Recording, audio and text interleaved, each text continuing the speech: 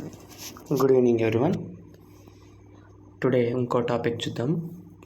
ఆంధ్రప్రదేశ్ హిస్టరీలో భాగంగా వందే మాతరం ఉద్యమం చూద్దాం. మనకు తెలిసిందే, వందే మాతరం ఉద్యమం అప్పటి Bengal governor lord Curzon divide and rule పాలసీలో భాగంగా హిందువులు ముస్లింలు ఐకమత్యంగా ఉండడం చూసి భరించలేక బెంగాల్, ముఖ్యంగా పోరాటానికి పెట్టింది పేరు బెంగాల్. అలాంటి బెంగాల్ని ఎలాగైనా విడగొడితే భారతీయుల్లో ఐక్యత అనేది దెబ్బతీసినట్టు అవుతుందని చెప్పేసి బెంగాల్ని రెండుగా డివైడ్ చేశారు. పశ్చిమ బెంగాల్, హిందూస్ ఎక్కువ ఉన్న పశ్చిమ బెంగాల్ని వెస్ట్ బెంగాల్ అంటున్నాం ప్రజెంట్ డేస్లో. నెక్స్ట్ ముస్లిమ్స్ ఎక్కువగా ఉన్న ఈస్ట్ బెంగాల్ని ప్రజెంట్ డేస్లో బంగ్లాదేశ్ అంటున్నాం. ఇలా వెస్ట్ బెంగాల్, ఈస్ట్ బెంగాల్గా డివిజన్ అయితే జరిగింది. దాన్ని 1905 జూలై 19న అధికార ప్రకటన చేసి 1905 అక్టోబర్ 16న విభజన గావించాడు. ఈ టైంలో ఆ అక్టోబర్ 16వ తేదీన రవీంద్రనాథ్ ఠాగూర్ బంకిం చంద్ర చటర్జీ గారు రచించిన వందే మాతర గీతాన్ని ఆలపించాడు. అక్టోబర్ 16ని బ్లాక్ డేగా జరుపుకుంటారనమాట. అప్పుడు 1905 అక్టోబర్ 16న బ్లాక్ డేగా జరుపుకున్నారు. ఆ రోజు పాదరక్షలు, స్లిప్పర్స్ వదిలేసి గంగా నదిలో స్నానం చేసి ఒకరి చేతికి ఒకరు రాఖీలు కట్టుకొని సోదరభావం వ్యక్తం చేశారనమాట. ఆంధ్రాలో వందే మాతర ఉద్యమాన్ని ఇన్ఫ్లుయెన్స్ చేసే విధంగా ఏమేమి జరిగాయి సంఘటనలు అంటే 1898లో చూస్తే అతి చిన్న దేశమైన ఇథియోపియా ఇటలీ దేశాన్ని ఓడించిందనమాట. చిన్న దేశమైన ఇథియోపియానే అంత పెద్ద దేశమైన ఇటలీని ఓడించింది అని అనుకున్నారనమాట. వార్తాపత్రికల్లో అలా వస్తుంటుంది, అలా చూసి అనుకున్నారు. నెక్స్ట్ 1904 నుంచి 1905 మధ్యన జపాన్కి రష్యాకి జరిగిన భీకర యుద్ధంలో చిన్న దేశమైన జపాన్ పెద్ద దేశమైన రష్యా మీద గెలిచింది. ఇది కూడా చూడాల్సిందే. అరే ఏంటి ఇక్కడంతా వాళ్ళంతా పోరాడుతున్నారు కదా, మనం కూడా పోరాడాలి అన్న భావన రేకెత్తిచ్చాయి అన్నమాట ఈ రెండు అంశాలు. మనం బెంగాల్ ఏరియా చూసుకుంటే సురేంద్రనాథ్ బెనర్జీ అండ్ కేకే మిత్ర అని ఇద్దరు ఉన్నారు. సురేంద్రనాథ్ బెనర్జీ అండ్ కేకే మిత్ర. ఈ సురేంద్రనాథ్ బెనర్జీ అండ్ కేకే మిత్ర కలిసి వందే మాతర ఉద్యమాలు ఆర్ ఈ బెంగాల్ విభజన వ్యతిరేక ఉద్యమాలు ప్రారంభించారనమాట. కేకే మిత్ర తను రాసిన సంజీవని అనే వార్తాపత్రికలో బాయ్కాట్ లేదా బహిష్కరణ అనే పదాలు వాడాడనమాట. ఇవి గుర్తుపెట్టుకోండి. నెక్స్ట్ మన ఆంధ్రాకి వస్తే జపాన్ యొక్క ఈ వీర పోరాటం ఉంది కదా, దాన్ని శ్రీరామ్ వీరబ్రహ్మం అనే అతను జపనీయం అనే ఒక నవల్లాగా రాశాడనమాట. నెక్స్ట్ ఆదిపూడి సోమనాథరావు, ఇతను మొనగాల వంశస్థ రాజైన నాయని వెంకటరంగారావు దగ్గర పనిచేసేవాడు. ఆదిపూడి సోమనాథరావు ఇతను జపాన్ చరిత్ర అని రచించాడనమాట. దీనికి ఇన్ఫ్లుయెన్స్ అయిన మొనగాల రాజా అతని యొక్క కొడుకులకి జపాన్ సైన్యాధిపతి, నావికా దళాధిపతిల పేర్లు పెట్టుకున్నాడు. ఫస్ట్ కొడుకేమో టూగో, జపాన్ సైన్యాధిపతి పేరు. నెక్స్ట్ నోగి, ఇతను నావికా దళాధిపతి అనమాట జపాన్లో. ఆ రెండు పేర్లని వాళ్ళ కొడుకులకి పెట్టాడు. ఇదే టైంలో ఆంధ్రాలో ఒక విభజన జరిగిందనమాట. అంటే విభజనకి తీర్మానం చేశారు, ఇంకా విభజన జరగలేదు. అదేంటంటే ఒరియా మాట్లాడే ప్రాంతాలన్నీ ఒడిశా, ఇప్పుడు ఒరియా అంటగా ఒరియా మాట్లాడే ప్రాంతాలన్నీ ఏకం చేయాలని చెప్పి అప్పటి బ్రిటిష్ గవర్నమెంట్ అనుకుందనమాట.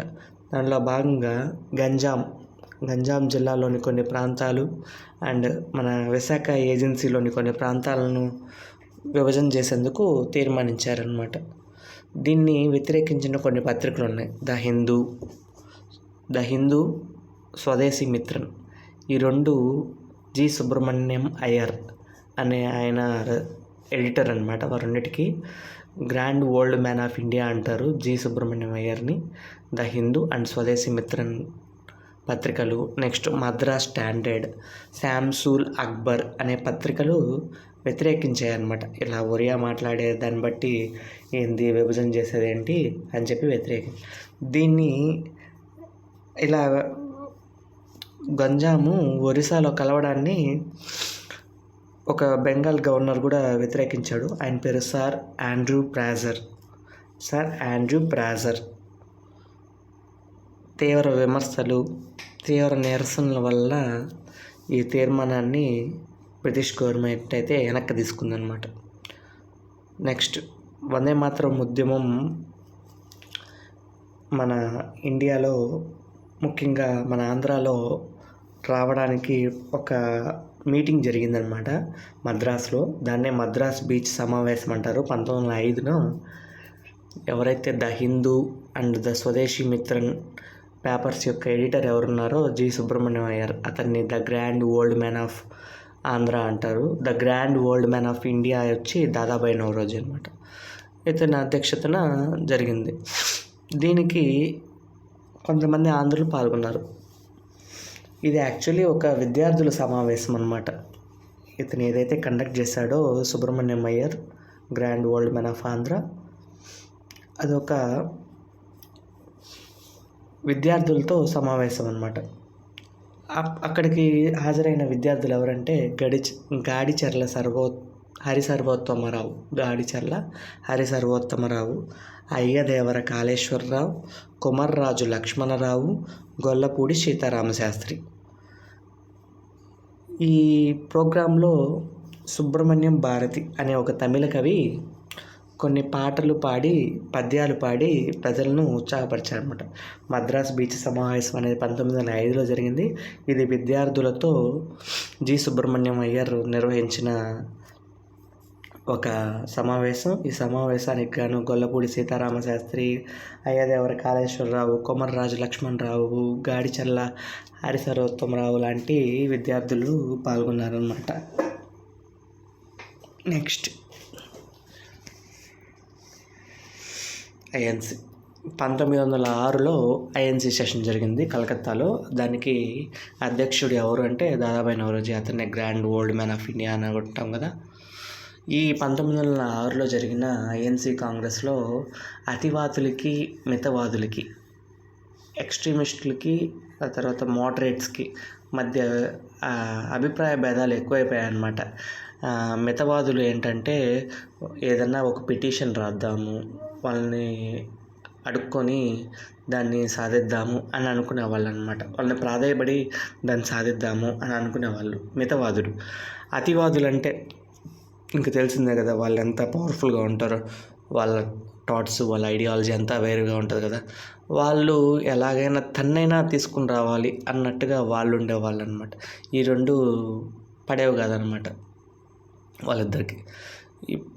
ఈ దాంట్లోనే ఈ 1906లో కలకత్తా సెషన్లోనే అతివాదుల చేతుల్లోకి ఈ ఉద్యమం అనేది వస్తుంది. దీన్నే స్వదేశీ ఉద్యమం అని కూడా అంటారనమాట. ఈ 1906 ఐఎన్సి సెషన్లో కొంతమంది పాల్గొన్నారు మన ఆంధ్ర నుంచి. వాళ్ళు ఎవరంటే గడిచర్ల హరిసర్వోత్తమరావు, పనపాకం ఆనందాచార్యులు, ఈయన మద్రాస్ మహాజన సభ కార్యదర్శిగా ఉన్నాడు. తర్వాత 1891 నాగ్పూర్ సెషన్లో ప్రెసిడెంట్గా కూడా వర్క్ చేశారు పి ఆనందాచార్యులు. నెక్స్ట్ మునగాల వంశస్థుడైన మునగాల రాజా, నెక్స్ట్ ఆదిపూడి సోమనాథరావు పాల్గొన్నారనమాట. 1906 అయిపోయింది. 1906లో ఏం జరిగింది? ఐఎన్సి సెషన్ జరిగింది. దాదాబాయి నౌరోజీ అధ్యక్షతన. అక్కడ అతివాదులు, మితివాదులు కొంచెం అభిప్రాయ భేదాలు వచ్చాయి. అతివాదుల దగ్గరికి ఉద్యమం అనేది వెళ్ళింది. ఏ ఉద్యమం? స్వదేశీ ఉద్యమం. ఈ సెషన్లో కొంతమంది ఆంధ్ర వాళ్ళు పాల్గొన్నారు. వాళ్ళు ఎవరంటే గడిచర్ల హరిసర్వోత్తమరావు, పనపాకం ఆనందాచార్యులు, మునగాల రాజా, ఆదిపూడి సోమనాథరావు. ఆదిపూడి సోమనాథరావు జపాన్ చరిత్ర అనే బుక్ రాసి ఆ బుక్ని మునగాల రాజాకి అంకితం ఇచ్చాడనమాట. అది గుర్తుపెట్టుకోండి, అదొక పాయింట్. నెక్స్ట్ 1907లో బాలభారతి సమితి అనేది ఫామ్ అయింది ఫిబ్రవరి 11న. దీన్ని గుర్తుపెట్టుకోవడానికి షార్ట్కట్ TGC, తెలంగాణ కాంగ్రెస్ అని గుర్తుపెట్టుకోండి. ఫస్ట్ టంగుటూరి శ్రీరాములు. ఈ టంగుటూరి శ్రీరాములు వచ్చేసి టంగుటూరి ప్రకాశం పంతులు తమ్ముడు. నెక్స్ట్ గంటి లక్ష్మణ సి, చిలకూరి వీరభద్రరావు. టంగుటూరి శ్రీరాములు, గంటి లక్ష్మణ, చిలకూరి వీరభద్రరావు. ఈ బాలభారతి సమితి ఆధ్వర్యంలో 1907లో ఫిబ్రవరి 14న వ్యాలంటైన్స్ డే, మహాశివరాత్రి 2 ఒకే రోజు వచ్చాయన్నమాట. ఓకే, ఇదే కరెక్ట్ టైం అని చెప్పి వందే మాత్రం ఆలపిస్తూ ఊరేగింపు చేశారనమాట బాలభారతి సమితి వాళ్ళు. దాంట్లో 3 ఉన్నారు, గుర్తుపెట్టుకోండి. గంటి లక్ష్మణ, టంగుటూరి ప్రకాశం పంతులు వాళ్ళ తమ్ముడు టంగుటూరి శ్రీరాములు, గంటి లక్ష్మణ అండ్ చిలకూరి వీరభద్రరావు. వీళ్ళ 3 తెలంగాణ కాంగ్రెస్ అని గుర్తుపెట్టుకోండి, బాలభారతి సమితి. నెక్స్ట్ వందే మాతరం ఉద్యమ వ్యాప్తికి కొన్ని పత్రికలు అనేవి కృషి చేశాయన్నమాట. వాటిలో ముఖ్యమైనవి చూద్దాం. కృష్ణా పత్రిక ఎడిటర్ ఎవరంటే మట్నూరి కృష్ణారావు. దీనికి ఓనర్స్ ఎవరంటే కొండా వెంకటప్పయ్య, దాసు నారాయణరావు అనేవాళ్ళు ఓనర్స్. మట్నూరి కృష్ణారావు వందే మాతరం ఉద్యమ వ్యాప్తికి ఎవరైనా ఆంధ్రాకు వచ్చి ఇక్కడ ఆంధ్రాలో ఉద్యమ భావాలు పెంచాలని చెప్పి చాలా ప్రార్థనలు అయితే జరిపారనమాట. దాంతో భాగంగా బిపిన్ చంద్రపాల్ వస్తాడు ఆంధ్రాకి. బిపిన్ చంద్రపాల్ వచ్చిన తర్వాత ఏ ఊర్లు తిరిగాడు, ఎన్ని రోజులు ఉన్నాడు, అవన్నీ నెక్స్ట్ క్లాస్లో చెప్తాను.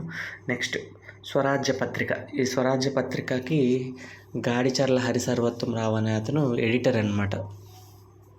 స్వరాజ్య పత్రిక ఐ థింక్ టంగుటూరి ప్రకాశం పంతులది. దానికి ఎడిటర్గా గాడిచర్ల ఉన్నారు. నెక్స్ట్ దేశమాత అనేది చిలకమర్తి లక్ష్మీ నరసింహారావు, రాజమండ్రికి చెందిన చిలకమర్తి లక్ష్మీ నరసింహారావు ఎడిటర్గా పనిచేశారనమాట దేశమాతకి. నెక్స్ట్ ఆంధ్రకేసరి వచ్చేసి చిలకూరి వీరభద్రరావు. బాలభారతి సమితిలో ఒకానొక సభ్యుడైన చిలకూరి వీరభద్రరావు ఆంధ్రకేసరి అనేది రాశాడు. దానికి బిపిన్ చంద్రపాల్ రాజమండ్రిలో వచ్చినప్పుడు కొంచెం ఇతను కేర్ టేకింగ్ లాగా చూసుకున్నాను అనమాట. చిలకూరి వీరభద్రరావు బాలభారతి సమితి తరపున. నవయుగ వచ్చి చెలరేగే శ్రీనివాసరావు అని గుర్తుపెట్టుకోండి. ఈ చెలరేగే శ్రీనివాసరావు ఏం చేశాడంటే చెలరేగిపోయాడు. తన పత్రికల్లో బ్రిటిష్ వాళ్ళని ఎట్లా పడితే ఎడాపెడా వాయిచ్చేశాడు. అందువలన ఏం చేస్తారు బ్రిటిష్ వాళ్ళు, దీన్ని బ్యాన్ చేశారు నవయుగాన్ని. వందే మాతరం టైంలో ఏదైనా పేపర్ బ్యాన్ అయిందంటే అది నవయుగ. దానికి ఎడిటర్ చెలరేగే శ్రీనివాసులు. వార్తాపత్రికలు కృష్ణ పత్రిక 1902లో ఫామ్ అయింది. దానికి కొండా వెంకటప్పయ్య, దాసు నారాయణరావు అనే వాళ్ళు ఫౌండర్స్. దానికి మట్నూరి కృష్ణారావు ఎడిటరు. మట్నూరి కృష్ణారావు చాలాసార్లు లెటర్స్ రాశాడనమాట అతివాదులకి. ఎవరన్నా వచ్చి ఇక్కడ ఆంధ్రాలో ఉద్యమ భావాలు ప్రేరేపించండి, వీళ్ళు అసలు దేనికి రెస్పాండ్ అవ్వట్లేదు, రేస్గురం సినిమాలో స్పందనలాగా ఉన్నారు అని చెప్పేసి పిలిచారు. నెక్స్ట్ స్వరాజ్య పత్రిక. ఈ స్వరాజ్య పత్రికకు గాడిచర్ల ఎడిటర్గా ఉన్నాడు. నెక్స్ట్ ఆంధ్రకేసరి చిలకూరి వీరభద్రరావు. అతను బాలభారతి సమితిలో ఒక సభ్యుడు. బిపిన్ చంద్రపాల్ రాజమండ్రికి వచ్చినప్పుడు కేర్ టేకర్ లాగా చూసుకున్నాడు. దేశమాతకు వచ్చి ఎడిటర్ చిలకమర్తి లక్ష్మీ నరసింహారావు. ఈ చిలకమర్తి లక్ష్మీ నరసింహారావు కూడా బిపిన్ చంద్రపాల్ పర్యటనలో కీలకమైన పోస్ట్ ఒకటి చేశాడు. ఆ పోస్ట్ ఏంటో నెక్స్ట్ వీడియోలో చూద్దాం. నెక్స్ట్ నవయుగ చెలరేగే శ్రీనివాసులో చెలరేగిపోయాడు. అప్పుడు ఏముంది, బ్యాన్ చేశారు బ్రిటిషర్స్. అంతే, that's it. This is all about Vande Mataram ఉద్యమం. నెక్స్ట్ వందే మాతరం ఉద్యమంలో బిపిన్ చంద్రపాల్ వచ్చాడు. ఆ తర్వాత కొన్ని మీటింగ్స్ జరిగాయి. ఆ తర్వాత బిపిన్ చంద్రపాల్ రావడం వల్ల కొన్ని సంఘటనలు జరిగాయి. అవన్నీ నెక్స్ట్ వీడియోలో చూద్దాం.